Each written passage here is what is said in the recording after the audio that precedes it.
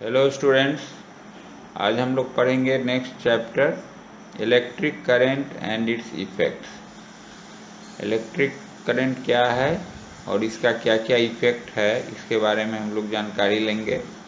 आप ध्यान से सुनिए और समझिए, स्लाइड को देखिए और फिर आप इसको नोट भी करेंगे बाद में।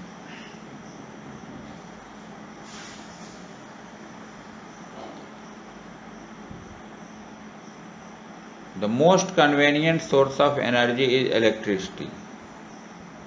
ऊर्जा का जो सबसे सुगम साधन है आज के दिनों में, वो क्या है? इलेक्ट्रिसिटी है। आप देखते ही हैं घर में अब गांव-गांव में इलेक्ट्रिफिकेशन हो चुका है, बिजली पहुंच गई है, जीवन कितना सुलभ हो गया है, आरामदेह हो गया है। हमारे चारों तरफ बहुत सारे इलेक्ट्रिकल गैजेट्स हैं जिससे हम अपने जीवन को बहुत सुचारू रूप से चला सकते हैं। पढ़ाई हो, मनोरंजन हो या और भी कई चीज़ें हैं, कंस्ट्रक्शन वर्क हो, और सब में आप देखते हैं इलेक्ट्रिसिटी सबसे सुगम है, सबसे कन्वीनियंट है, क्योंकि इससे बहुत सारे जो इलेक्ट्रिकल गैजेट्स हैं, अप्लायंस हैं, जैसे सबसे सिंपल इलेक्ट्रिकल बल्ब है तो बल्ब जलता है, टेलीविज़न हम लोग उसी से देखते हैं, म्यूजिक सिस्टम चलाते हैं, रेफ्रिजरेटर जिसको फ्रिज बोलते हैं बोलचाल की भाषा में, फ्रिज चलाते हैं, वॉशिंग मशीन चलाते हैं, कंप्यूटर्स चलाते हैं, लैपटॉप चलाते हैं, मोबाइल चार्ज करते हैं। तो जितनी भी चीज़ें आपके आसपास हैं जो आपके लाइफ को बहुत इजी बना रही हैं, वो उसका सोर्स ऑफ एनर्जी क्या है? इलेक्ट्रिसिटी है। और आज के डेट में हम लोग बिना इलेक्ट्रिसिटी के यूज के कुछ सोच भी नहीं सकते। Electricity is produced at power station. Electricity का प्रोडक्शन कहाँ होता है? पावर स्टेशन में होता है, और उसका भी कई मेथड है जो आप पढ़ेंगे दूसरे चैप्टर में। हम थोड़ा सा ब्रीफ कर दे रहे हैं कि इलेक्ट्रिसिटी का जनरेशन कई तरीक़ा से होता है। एक थर्मल होता है, हाइडल होता है, न्यूक्लियर होता है, लेकिन सबसे जो कॉमन है वो है आपका थर्मल पावर स्टेशन, जैसे बिहार में कांटी में है और बरौनी में है, कहलगांव में है। एनटीपीसी का आपने नाम सुना होगा, नेशनल थर्मल पावर कॉरपोरेशन, उसी के अंतर्गत ये सब यूनिट संचालित होते हैं, जहाँ पे कोयला से बिजली तैयार किया जाता है और फिर उस बिजली को हमारे घरों तक पावर ग्रिड के माध्यम से लाया जाता है। और फिर वो आप देखते हैं पोल है, पोल पर आता है बिजली, और वहाँ से वो तार के द्वारा फिर हमारे घरों में पहुँचता है, या अंडरग्राउंड केबल्स के द्वारा भी बड़े बड़े शहरों में आता है। अगर हम इलेक्ट्रिक करंट को डिफाइन करना चाहें तो हम क्या डिफाइन करेंगे? ये तो हो गया कि इलेक्ट्रिसिटी सोर्स है, सबसे कन्वीनियंट सोर्स ऑफ एनर्जी है, और इसका प्रोडक्शन कहाँ होता है? थर्मल पावर स्टेशन में होता है। लेकिन अगर हम बात करें कि भाई डिफाइन इलेक्ट्रिक करंट, कोई आपसे कहे कि आप इलेक्ट्रिक करंट कैसे डिफाइन करें, तो we can define the electric current as the flow of electricity through a conductor. अब कंडक्टर क्या है? कोई वायर भी हो सकता है, कोई केबल भी हो सकता है। तो उसके द्वारा आप सिंपल वे में भी हम लोग अभी देखेंगे, जो सिंपल सर्किट आप पढ़ेंगे, क्लास 6 में भी था। एक सेल लेंगे, उसको वायर से जोड़ते हैं, कंडक्टिंग वायर से, एक बल्ब लेते हैं, एक स्विच बनाते हैं, तो वहाँ पर भी इलेक्ट्रिसिटी का फ्लो होता है, और उसमें इलेक्ट्रिक करंट, वो जो फ्लो ऑफ इलेक्ट्रिसिटी है उसी को हम लोग बोलते हैं इलेक्ट्रिक करंट। अब हम लोग पढ़ेंगे इलेक्ट्रिक सर्किट के बारे में। What is an electric circuit? Actually, in everyday life, the word electricity and electric current are used in the same sense. आज के डेट में हमारे दैनिक जीवन में इलेक्ट्रिसिटी हो या इलेक्ट्रिक करंट हो, एक ही सेंस में हम लोग यूज करते हैं। और जो दूसरा सोर्स, एक तो कहो गया पावर ग्रिड से या थर्मल पावर स्टेशन से जो आता है, एसी करंट बोलते हैं, और दूसरा जो सोर्स है जो बहुत ही इजी है, वो है आपका ड्राई सेल या battery. That is another source of electricity. अब ड्राई सेल जिसको हम लोग सेल बोलते हैं या बैटरी बोलते हैं, जो आपके ट्रांजिस्टर में, या ट्रांजिस्टर आप बहुत कम हो गया उपयोग में, आप टीवी बहुत ज़्यादा उपयोग करते हैं, तो टीवी का जो रिमोट होता है उसमें लगता है सेल, आप देखे होंगे। तो वहाँ से अगर हम लोग इलेक्ट्रिसिटी लेना चाहते हैं तो we have to connect it into a circuit. हम लोग को एक सर्किट में इसको जोड़ना पड़ता है। तो अब हम लोग पढ़ेंगे कि सर्किट क्या है, सर्किट क्या डिफाइन कैसे करते हैं। How do you define electric circuit? The continuous conducting path between the two terminals of a cell or battery along with an electric current flows is known as an electric circuit। अब ये conducting path, continuous conducting path क्या हो सकता है? उसमें क्या आ जाएगा? Wire आएगा, बल्ब आएगा, स्विच आएगा। अब स्विच को अगर आप ऑन करेंगे तो ये पाथ क्या रहेगा? कंटिन्यूअस रहेगा। स्विच ऑफ कर देंगे तो पाथ क्या होगा? डिसकंटिन्यू हो जाएगा और इलेक्ट्रिक सर्किट ब्रेक कर जाएगा।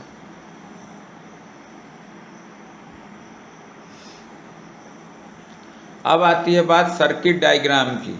स्टूडेंट, सर्किट डायग्राम क्या है?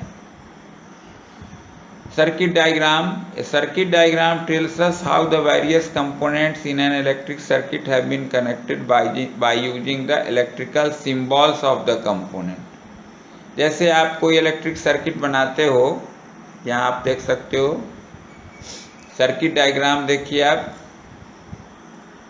ये सर्किट डायग्राम दिख रहा है आपके सामने। दो है, ऊपर में आप देख रहे हैं जो डायग्राम, उसमें क्या है? Circuit diagram of electric on position, switch on position में है, बल्ब ग्लो कर रहा है। अब यहाँ बल्ब का एक सिंबल है, सेल का पॉजिटिव नेगेटिव टर्मिनल का सिंबल है, स्विच है उसका सिंबल है। तो ये सारा सिंबल को हम आखिर कैसे रिप्रेजेंट करते हैं उसका भी आपको हम बताएंगे। अभी यहाँ पे आप पहले सिंबल देख लीजिए, सिंबल की हम लोग बात कर लेते हैं। सिंबल्स ऑफ इलेक्ट्रिक कंपोनेंट, जितने भी इलेक्ट्रिकल कंपोनेंट जो कॉमन कंपोनेंट हैं, जिसमें आपका आ जाता है इलेक्ट्रिक सेल। आप देख लीजिए इलेक्ट्रिक सेल क्या है। यहाँ देखिए switch in on position, switch in of position देखिए। बैटरी का देख लीजिए, when more than one cell is connected in series, that is called a battery। Wire का देखिए, सिंपल लाइन से अगर हम ड्रॉ करते हैं सर्किट डायग्राम में तो वायर हो गया। सर्किट डायग्राम आप देख लीजिए, अभी हम लोग सर्किट डायग्राम की बात कर रहे थे तो वहाँ पे आया था कि भाई जब हम लोग सर्किट में जो कंपोनेंट्स हैं उसको सिंबॉलिक फॉर्म में जब यूज करते हैं, तो इसलिए मैं आपको दिखाया कि जो नॉर्मली जो यूज होता है सर्किट में, सेल, अगर एक से ज़्यादा सेल कनेक्टेड है तो that is called a battery. Wire, switch यहाँ ऑन पोजीशन में कैसे दिखाना है, ऑफ पोजीशन में कैसे दिखाना है, बल्ब अगर ग्लो कर रहा है तो कैसे दिखाना है। तो ये सारे चीज़ों को अगर हम दिखाते हैं, रिप्रेजेंट करते हैं डायग्राम के माध्यम से, तो उसी को बोलते हैं सर्किट डायग्राम। तो a circuit diagram tells us how the various component in an electric circuit have been connected by using the electrical symbols of the component। फिर से मैं रिपीट कर रहा हूँ इसको। A circuit diagram tells us how the various component in an electric circuit have been connected by using the electrical symbol of the component। Circuit diagram से हमें पता चलता है कि इलेक्ट्रिक सर्किट में जो कंपोनेंट्स हैं वो किस तरह से यूज किए गए हैं। When the bulb glows in an electric circuit, when the switch is closed means circuit क्या है? क्लोज है, कंप्लीट है, तब बल्ब ग्लो करेगा। Then the switch is said to be in on position। Switch on position में होगा तो circuit continuous होगा और बल्ब ग्लो करेगा। When the switch is in circuit is open मतलब स्विच ऑफ पोजीशन में होगा तो क्या होगा? Bulb lights up only when the switch is on position, तो ऑफ हो जाएगा bulb. Switch off, circuit break तो bulb off. When the switch is in on position and that time we can say that the electric circuit is complete. तो अगर bulb glow कर रहा है, on position में है, स्विच ऑन है, तो हम लोग कहेंगे कि सर्किट क्या है? कंप्लीट है, क्योंकि उस समय the current flows through out the circuit instantly, और उस समय पूरे सर्किट में करंट फ्लो करते रहेगा। ये सर्किट डायग्राम अभी मैं आपको दिखाया था। फर्स्ट में आप देख सकते हैं इसमें बल्ब ऑन में है और दूसरे में आप देखिए ऑफ में है। यहाँ पे आप स्विच देखिए, स्विच ऑफ पोजीशन को दिखा रहा है। इसका मतलब क्या है? सर्किट ब्रेक है, सर्किट कंप्लीट नहीं है। ये इलेक्ट्रिक कंपोनेंट अभी हम लोग डिस्कस किए हैं। अब हम लोग इलेक्ट्रिक सेल और बैटरी के बारे में समझते हैं फिर से। The common source of electricity to run the number of devices, अभी हम थोड़ा बात भी किए थे उस पर। जैसे टॉर्च है, बहुत ही कॉमन, अभी भी हम लोग एलईडी टॉर्च यूज करते हैं। रेडियो, गांव में अभी भी लोग रेडियो रखते हैं न्यूज वगैरह सुनने के लिए, ऑडियो डिवाइस है। इलेक्ट्रिक क्लॉक्स, जैसे आप टेबल क्लॉक वगैरह यूज करते हैं। स्टूडेंट्स खास करके अलार्म के लिए यूज करते हैं, उसमें बैटरी लगती है जिसको सेल बोलते हैं। सेल एक से ज़्यादा हो तो वो बैटरी हो जाता है। वॉचेज, टॉयज, ये सब बहुत सारे खिलौने हैं जिनमें सेल यूज होता है।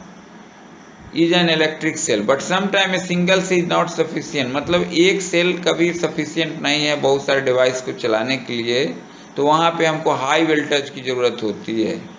The cell provide less electricity as compare provided by the electric supply. जैसे हम लोग घरों में फ्रिज चलाते हैं, टेलीविज़न चलाते हैं, नॉर्मली आप देखते हैं सब क्या, तो रेटिंग रहता है उस पर 220 to 230 या 220 to 250 वोल्ट, और इसी रेटिंग का इलेक्ट्रिकल सप्लाई हमारे घरों में आता है पावर ग्रिड से, वो ट्रांसफार्मर के द्वारा। लेकिन सिंपल जो सेल होता है वो सिर्फ 1.5 वोल्ट का इलेक्ट्रिसिटी प्रोवाइड करता है। तो अगर कोई अप्लायंस है उसमें अगर 12 वोल्ट का ज़रूरत है या नॉर्मली 6 वोल्ट का ज़रूरत है, तो वहाँ हमें 4 सेल को कंबाइन करना पड़ेगा। अगर 3 वोल्ट की आवश्यकता है तो 2 सेल को कंबाइन करना पड़ेगा। तो उस केस में हम लोग उसको क्या कहते हैं? बैटरी कहते हैं। तो a battery can be defined as the group of cells join together in the series as in torch में आप देख लीजिए, the cells are placed one after the another. Normally torch में आप देखते हैं एक सेल डाले, उसके पीछे फिर दूसरा सेल डाले, 2 सेल वाला, कहीं कहीं 3 सेल वाला है तो फिर तीसरा डाले। बट इन मैनी डिवाइस आप देखिए एक के बाद एक नहीं डालते हैं, वहाँ पे पैरेलली लगाते हैं। जैसे रिमोट कंट्रोल में, टीवी का रिमोट कंट्रोल है, 2 सेल लगेगा लेकिन दोनों पैरेलल में लगेगा, तो साइड बाय साइड लगेगा, उसी को हम लोग पैरेलल में कहते हैं। और वहाँ पे एक की जगह 2 लग रहा है। जैसे क्लॉक में 1 लग रहा है तो उसको 1.5 वोल्ट की आवश्यकता है, उसी पे रन कर रहा है। लेकिन आपका रिमोट में कितना चाहिए? 3 वोल्ट चाहिए, तो वहाँ 2 सेल लग रहा है।